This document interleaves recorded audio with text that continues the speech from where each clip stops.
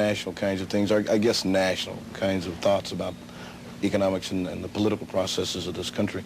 You know, I guess one of the things that I'd like to get to in a hurry, if there's anyone with a message for this nation, and I'm saying, let's say, young people of this country, I know that your program on the excellence in education are just not settling for mediocrity, giving people hope and things like that, and the I am somebody speeches that's covered this whole world, matter of fact. What types of things would you say to young Americans, whether they are black or white or whatever ethnic group they are part of? What would you say to them? You know, life is a matter of choices, right choices, and inches and circumstances. You must really choose a road. A non-choice is a choice. You must make a choice. And when you choose to put dope in your veins rather than hope in your brains, it's a bad choice. It may be short-term pleasure, but it's long-term pain. So you need to make right choices. You watch 5 hours of TV a night. You're choosing entertainment over education. Short-term pleasure, but long-term pain. You may not make it in the new world with an education. You're guaranteed not to make it without one.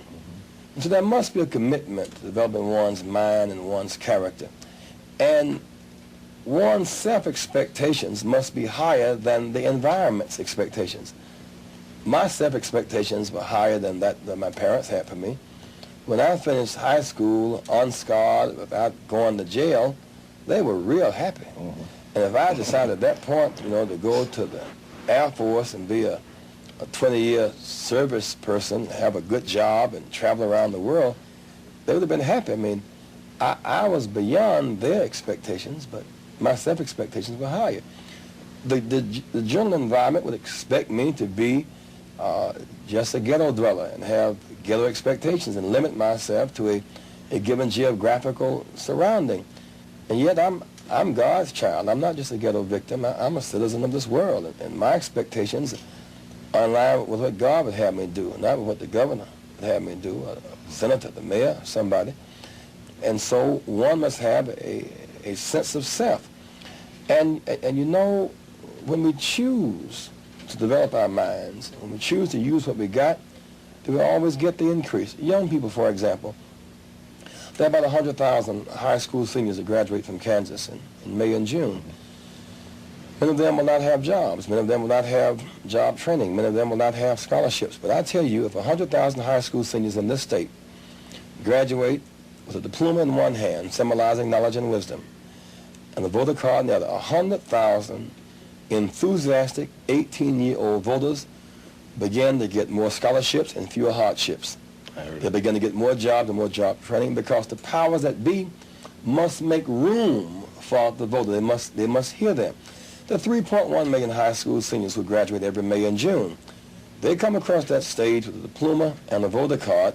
You begin to have legislation that reflects that constituency in the population. So no previous generation of 18-year-olds had the right to vote. Oh, that's correct. The reason why you had such an explosion during the Vietnam War period, 18-year-olds were obligated to kill and be killed. They had no right to speak. But that's not true now. This generation can choose peace over war and can do it as a bona fide member of the political order. Therefore, this generation is included. 20 years ago, blacks were locked out, Hispanics locked out, 18-year-olds locked out. For all practical purposes, women locked out. But now the democracy has made an adjustment.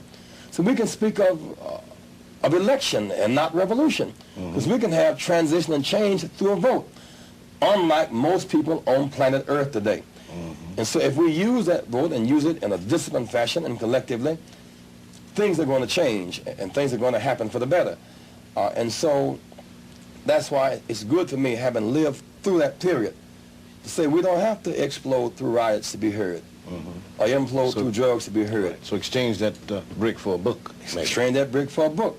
We can make a statement now, and we cannot be ignored. Not only can we vote, we can also run for office. I mean, 18-year-olds now can be legislators and can be council people. And to me, that's a great accomplishment in our lifetime. It has happened so fast, most people are not even aware of just the implications. The fact that in the San Francisco Convention, Democratic Convention, All right.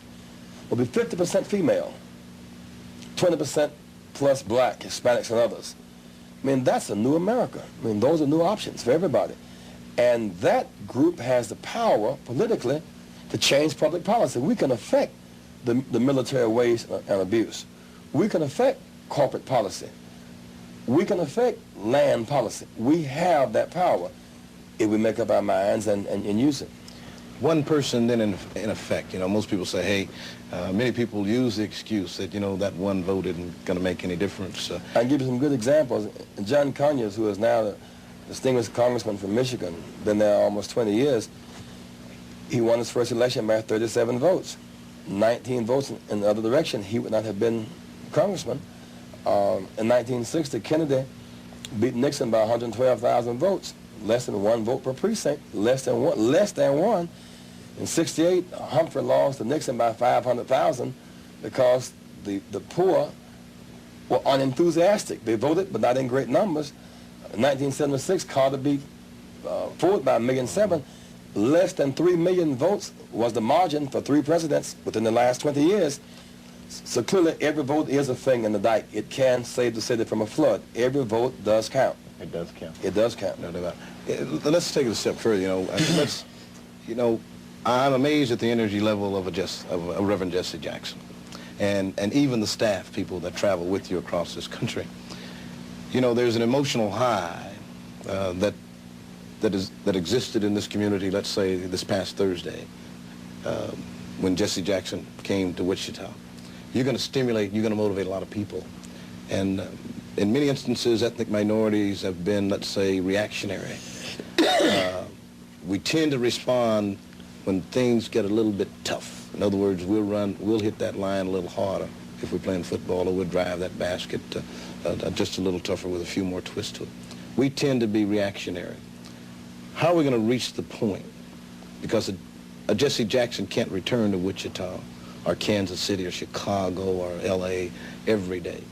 What must we do as a people to keep the pitch? I think that we need to start with a couple of pluses. I was impressed with what Dr. Hanna pulled off here in terms of pulling together a combination of people who ordinarily don't come together. I was also impressed, and it was instructive, that if some of the people who showed up at the banquet, at the luncheon, had showed up and supported them 2 weeks before, what was a good event could have been an even greater event.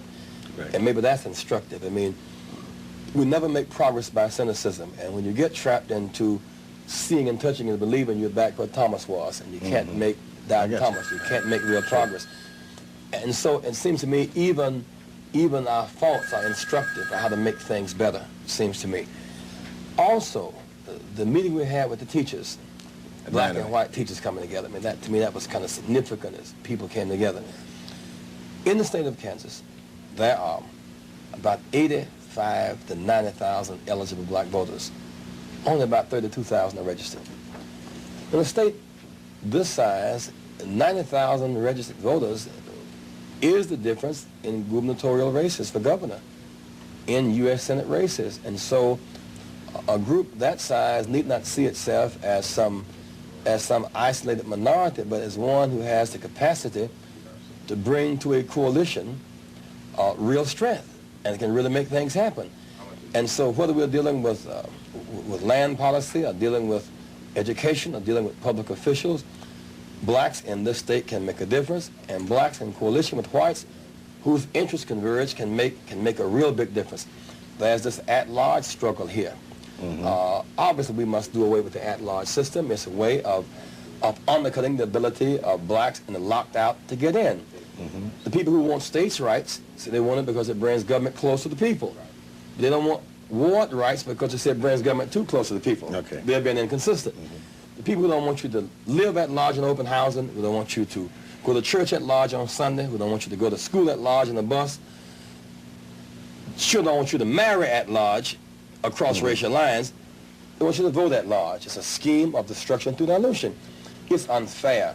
It's un-American. We must provide maximum opportunity for people in the democracy to make it really work. Reverend Jackson, we need to